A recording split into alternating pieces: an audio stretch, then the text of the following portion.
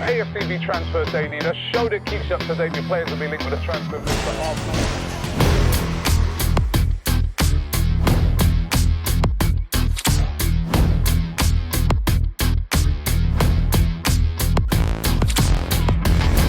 Hi and welcome along to AFTV Transfer Daily, the show that keeps you up to date with players that be linked with a summer transfer move to Arsenal.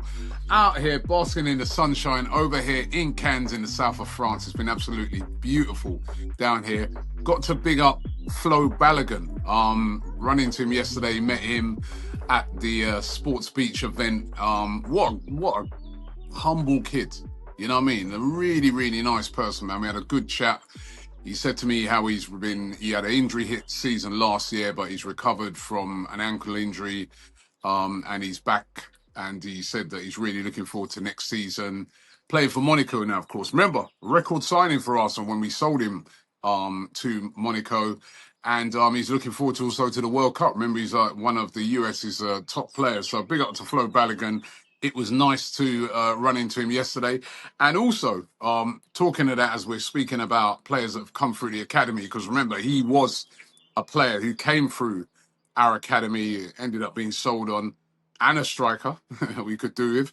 But Mars Lewis Skelly, good news yesterday that he's signing a brand new contract, long-term contract with Arsenal that's going to keep him at the club long term. So that's good news. I know some people have been saying, oh, this should be bad news all the time on the show in recent times, but good news. Real Madrid were really interested in signing Mars Lewis Skelly. They were looking to do one of their little Trent Alexander maneuvers where, you know, basically a contract runs down and they get him for free. Well, that ain't going to happen in this case. Mars Lewis Skelly has signed a new long-term deal with Arsenal. Deal said to have been negotiated by his mum, Marcia Lewis. Well done to her. You know what I mean? Why do you need an agent if you know how to do it yourself?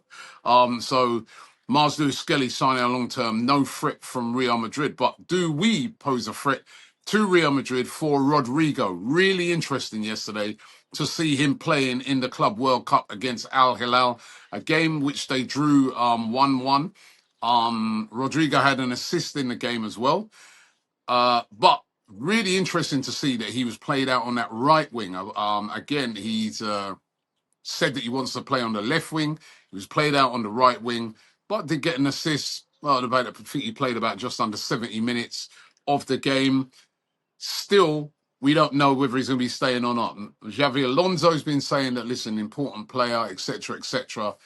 But will he be happy playing out on the right wing when he wants to play on the left wing? Will he even be playing in that position once everything's in full flow and Vinicius Junior's back? And of course, Mbappe is going to be holding that left-hand side. So still a long way to go on this one. But at the moment, a Real Madrid player playing in the Club World Cup and getting an assist. Gimme Sport are claiming that Arsenal have firmly, this is what they said, they firmly got Morgan Rogers on their radar. Now, we've spoken about this a few times on the show. Talented player. I'd love to see him, Morgan Rogers, at Arsenal. Problem is, as Team Talk state, the valuation for him is going to be humongous. First of all, Villa will not want to sell Morgan Rogers. However, they do have issues when it comes to PSR, especially with them not making the Champions League. So they may be willing to sell him. But if they do, check out this valuation, £80 million. That's what they want for him. They hardly paid anything for him when they got him from Middlesbrough, about 15 million. £80 million is what they want for Morgan Rogers. They're not going to get that. He had a great season last year, but 80 million, steady on. Very difficult deal to get done. But Arsenal are big admirers of Morgan Rogers. Remember on yesterday's show, I did a poll. It was about Anthony Gordon. Anthony Gordon being linked heavily with Arsenal. He's been linked with Liverpool as well. Would you have Anthony Gordon at Arsenal? Would you like to see that signing made? Check this out. 68% of you said no. You don't want Anthony Gordon. That surprised me. I think he's a really good player, really talented player. But 68% of you said no. 32% said yes. The people have spoken. They don't really want Anthony Gordon, despite the fact that he would cost a king's ransom to get. Arsenal are admirers of his, but you guys don't want him. Now, what's happening with Thomas Partey? Still no real definitive news on whether he's staying or going. He's said to be returning to Arsenal to start the warm training that they're going to be doing in Spain. However, there's lots of reports that he's going to leave. Spoken about it already on the show, how he wants, you know, a little bit more money than what he's getting at the moment. Arsenal are not prepared to do that. They really see he's on big wages. He could leave.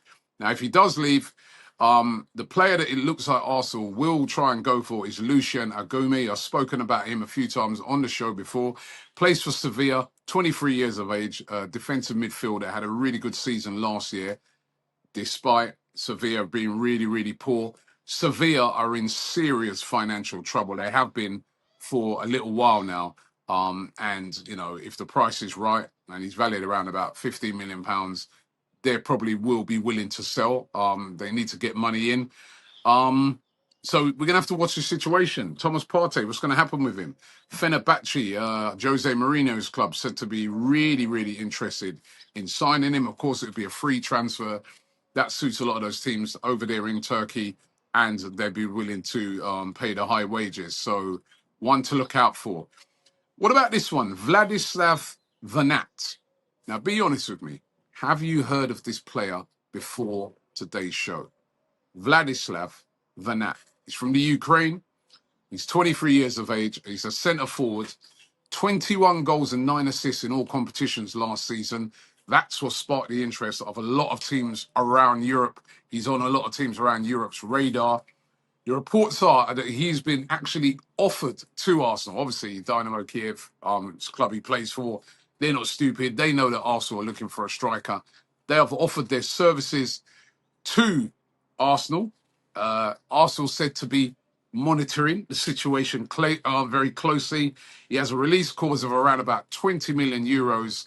And this is one of these rumours out there today. I can't see this one happening. Well, it's a striker. He's cheap. Should I even say this? I can't see it happening. As a matter of fact, let me do the rumour rater on it right now. I got it down on 0. Like, I'm not even moving the dial on this. And I could be made to look stupid, but I just don't see this one happening. Arsenal need a proven goal scorer. You know, people talk about Gyokeres' goals in the Portuguese league. Those are easier goals to score than, say, the Premier League, well, the Ukrainian league, which has obviously been decimated by the war as well. 21 goals doesn't really, you know, transfer when it comes to the Premier League. This is not saying he's not a good player, but I just don't see Arsenal going after him. But he has been offered to Arsenal, so let's see. Victor Gyokeres, on the other hand, is said to be absolutely fuming with Sporting CP, as we've reported widely. There's a real, you know, disagreement over his valuation. He thinks that they're demanding way too much money and have gone back on an agreement that they had. Now, Sporting are said to want to have clear the air talks with him, and he has rejected it and said, no, I don't want to do no clear the air talks. I'm just absolutely angry with you guys, and I just want to leave. There's been rumours that he might strike to leave as well. I mean, it's not a great situation at all. Is he going to Arsenal? Juventus are in the hot for him as well at the moment. We know that Manchester United have an interest as well. Still remains to be seen where he's going to end up. And Sesko, you know, yesterday's show, as I said, there's rumours that he has been agreed personal terms with Arsenal and he's looking to be on his way. Then there's other rumours coming from Fabrizio Romano saying that, you know what? I read the rumour, what he said. I don't even know what they're saying. But basically, nothing's moved. Nothing's happened yet. Look, all of these things are just rumours flying around. Still, we don't know whether it's Gyokeres or Sesko. I'm walking around Cannes. Every time I buck up into Arsenal fans, they ask me the same question. Which one? Many of them are suggesting we should be buying both, which is not a bad suggestion. At the moment, we're struggling to even buy one. So how are we going to buy both? We'll keep you posted of how it works out. But listen, those are the rumours for today. I'll be back in the UK tomorrow with the show, but, well, maybe. It's just beautiful here. Absolutely beautiful. Big up to everybody I've been meeting over here in Kansas. It's been absolutely amazing. But thanks for watching the show today. Any rumours drop at all, anything happens at all, you know, here on AFTV, we'll be with you immediately to bring you right up to date. So keep it locked here. Thanks for watching the show, and I'll see you tomorrow.